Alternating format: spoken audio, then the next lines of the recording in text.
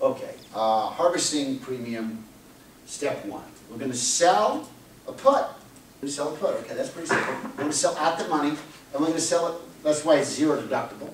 We're right at the money. So we're now, I really would like you guys to think, ladies, to think about options. It's just being an insurance company or buying insurance. In this case, we're the insurance company, right? We're selling insurance, right? Everybody's with me on that? Okay, pretty simple. That's a simple part. Nothing tough about that. Well, let's look at what that means graphically. I'm selling a put right at the money, and I'm collecting a little premium in here. That's pretty cool. Thus, harvest premium. Well, scenario A is the underlying appreciates. Okay, goes up. Now, if I sell a put and the underlying appreciates, right, I'm keeping the premium, and they're not using the insurance. Okay, they got on that plane. They bought that term insurance in case the plane was going to crash. It didn't crash. I win. I'm the insurance company. I bank a premium. I'm happy. The client walks away, and that's cool. Well, what would I do? Well, if the stock went up, I would repeat step one again. I'd keep selling puts. I would keep selling puts until scenario B. Now, scenario B is, well, let's see what happens. I still keep the premium, but guess what happens?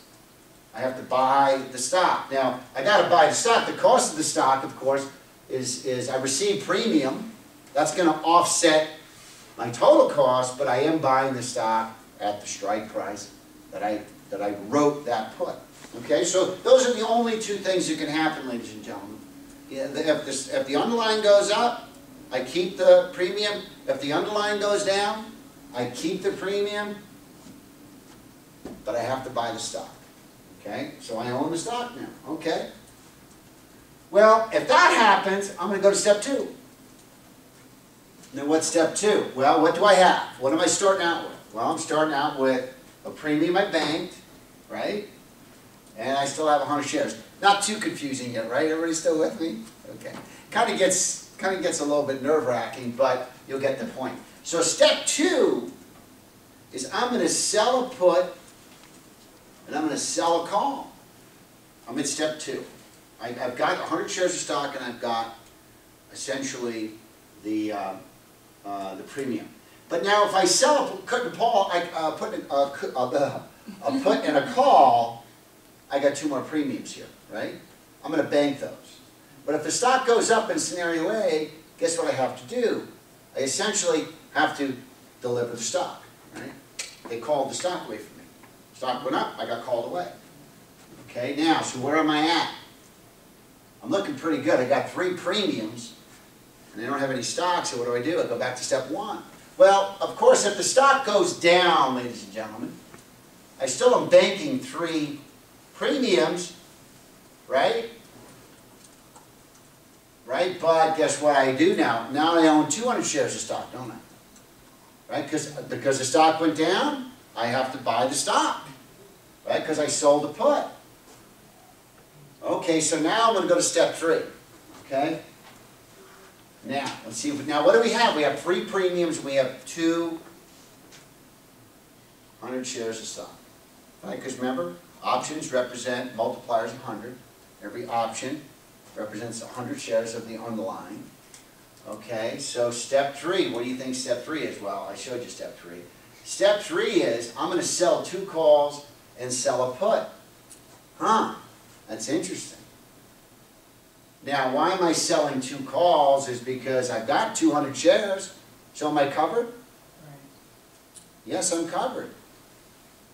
And I'm selling a put. So there's only 2 things that can happen, ladies and gentlemen.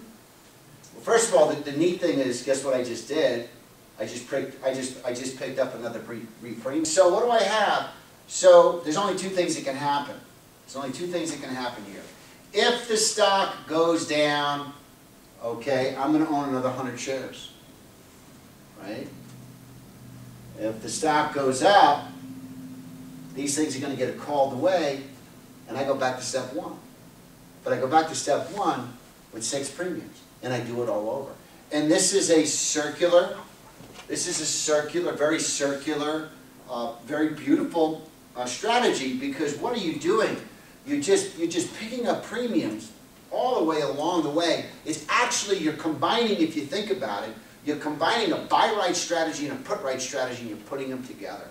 And you're enhancing that value to the next level, where you're maximizing the premiums and maximizing return. You know, this is a wonderful strategy. I don't actually see a lot of people do this, and actually I don't know why, because it's such a beautiful strategy.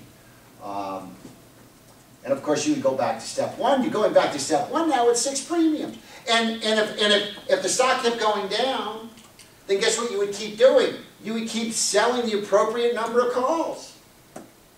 So if the stock went down, now you have 400 shares, you write 400 calls. You sell another put.